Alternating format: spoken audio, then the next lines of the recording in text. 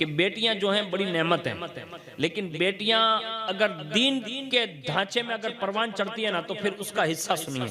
ایک بہت بڑے محدث ہیں اور یہ میرے خیال سے کرمان نام آپ نے سنا ہوگا، آپ یہیں دوارکا کے قریب رہتے ہیں تو کرمانی بابا کا مزار ہے، وہ کرمان سے آئے ہوئے ہیں۔ تو وہ کرمان جو ہے نا وہ پہلے علم کا گڑھ رہا، سادات کا بھی گڑھ رہا، اہل علم کا بھی گڑھ رہا۔ وہاں سے سینکڑوں بزرگ جو ہے ہجرت کر کے مطلب سینکڑوں جگہ پر تشریف لائے۔ ان میں وہاں ایک بزرگ رہتے تھے جو خاندان یہ بادشاہ کے خاندان سے تعلق رکھتے تھے۔ اس میں ایک محدث صاحب تھے جو اس خاندان سے تعلق رکھتے تھے، بڑے پڑھے لکھے تھے۔ ان کے یہاں اللہ نے اولاد میں ایک بیٹی عطا فرمائی اور وہ بیٹی کو انہوں نے خود پڑھایا، تربیت کیا، اور جب وہ جوان ہو گئی تو والد کے لیے بھی ایک ضروری ہے کہ وہ اپنی اولاد کے حوالے سے یہ فکر مند رہیں، تو یہ فکر ہوئی۔ اب انہوں نے رشتے کے ناطے یعنی تلاش کرنے کے ناطے اپنی بیٹی سے بھی مطلب بات کر لی، اور اس کے بعد وہ ابھی کچھ کرتے نا اس سے پہلے بادشاہ کرمان یعنی کرمان کا جو بادشاہ تھا نا، رشتہ داری کے ناطے اس نے اپنے بیٹے کا رشتہ بھیجا، شہزادے کا محدث کرمانی سے کہو کہ میں بادشاہ ہو کر آپ کی بیٹی کے لیے اپنے شہزادے کا رشتہ بھیج رہا ہوں، آپ قبول فرمائیں۔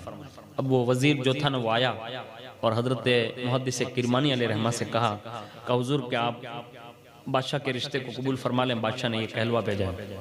اس زمانے کے لوگ بڑے دیندار تھے، اسی وقت انہوں نے یہ جملہ کہا کہ بادشاہ سے کہو کہ مجھے 3 دن کی فرصت دیں، یعنی 3 دن مجھے فری کریں، 3 دن کے بعد میں جو ہے آپ کو جواب دے دوں گا۔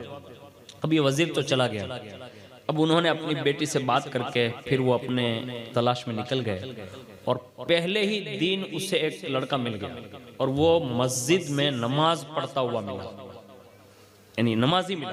اور یہ بیٹی نے بھی کہا تھا کہ میرا ایسا رشتہ تلاش کرنا جو اللہ کا حق ادا کرتا ہو، اس لیے کہ جو اللہ کا حق ادا نہیں کرتا ہوگا نا وہ زندگی بھر میرا حق ادا کبھی نہیں کر سکتا۔ اس لیے یہ سوچ اور یہ فکر ہمیں اور آپ کو بنانی چاہیے اپنی قوم کی بیٹیوں کے لیے۔ وہ شاہ کرمانی یہ محدث کرمانی فرماتے ہیں کہ میں مسجد گیا اور ایک بچے کو دیکھا وہ نماز پڑھ رہا ہے، اور عجیب اتفاق کہ وہ بچہ جو جوان تھا نا، جوان وہ انہی کی غلامی بھی کرتا تھا، یعنی ان کے یہاں کام کاج بھی کرتا تھا۔ اب اسی سے پوچھ لیا ایک دن تو کہ آپ کا رشتہ ہو گیا؟ کہا نہیں۔ تو کہا رشتہ کیوں نہیں کر لیتے؟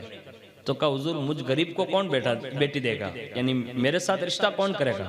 اب انہوں نے خود ہی فرمایا کہا ایک کام کر، میں تجھے اجازت دیتا ہوں 2 پیسے جمع کر لے، میں تیرا نکاح اپنی صاحبزادی سے کرا دیتا ہوں۔ یعنی اس زمانے کے اعتبار سے 2 پیسے بہت ہوتے تھے، تو اسی جلدی میں اس نے کہیں سے کما لیا اور اس بیٹی کا رشتہ جو ہے خود ہی مطلب مسجد میں نمازیوں کے حاضری میں خود وکیل بنے اور اپنی بیٹی کا مطلب نکاح پڑھا دیا۔ اب نکاح پڑھانے کے بعد خود اکیلے تنہا رخصت کرنے کے لیے گئے۔ اب جب وہاں گھر پہ گئے نا تو وہ جھوپڑی تھی بیچارے کی، تو جیسے یہ دیکھا نا کہ ان کی جھوپڑی ہے اور اس جھوپڑی کے اندر وہ تنہا ہے، تو دیکھا کہ دروازے پہ محدث کرمانی کھڑے ہیں، تو باہر نکلے، کہا حضور آپ؟ تو کہا اپنی بیٹی کو رخصت کرنے کے لیے آیا ہوں، یعنی تنہا رخصت کرنے گئے، اور جیسے اپنی بیٹی کو ان کے گھر میں داخل کیا، اور جب رات ہوئی نا تو اس بیٹی نے جو محدث کی گود میں پلی تھی، اس نے جب وہ روٹی کا ٹکڑا دیکھا جو مٹکے پر ڈھکا ہوا تھا، کہا یہ کیا ہے؟ کہا یہ روٹی ہے۔ کہا میں آپ کے گھر میں رک نہیں سکتی۔ تو وہ بندہ جو تھا نا اس نے کہا میں نے تو پہلے ہی آپ کے والد صاحب سے کہا تھا کہ میرے غریب کے گھر آپ کی بیٹی کہاں رک سکتی ہے، آپ تو اتنے بڑے خاندان سے تعلق رکھتے ہیں۔ تو فوراً وہ بچی نے کہا میرے سرتاج آپ میرے باپ پر الزام نہ لگائیں۔ تو کہا کیوں؟ کہا میں اپنے باپ کی مالداری کی بنیاد پر آپ کے گھر کو چھوڑ کر نہیں جا رہی ہوں۔ کہا تو؟ کہا آپ کے توکل میں کمی ہے، یعنی آپ کو جو بھروسہ اللہ کی ذات پر ہونا چاہیے نا وہ میں نہیں دیکھ رہی ہوں۔ کہا کیا مطلب؟ کہا یہ روٹی کیوں رکھی ہے؟ تو کہا صبح سحری کے لیے اور کل کی افطاری کے لیے۔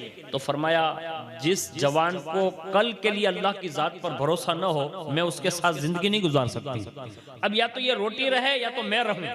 اسی وقت اس بندے نے جو ہے روٹی باہر لے جا کر کسی غریب کے یہاں دے دی، اور اس کے بعد پھر واپس آئے۔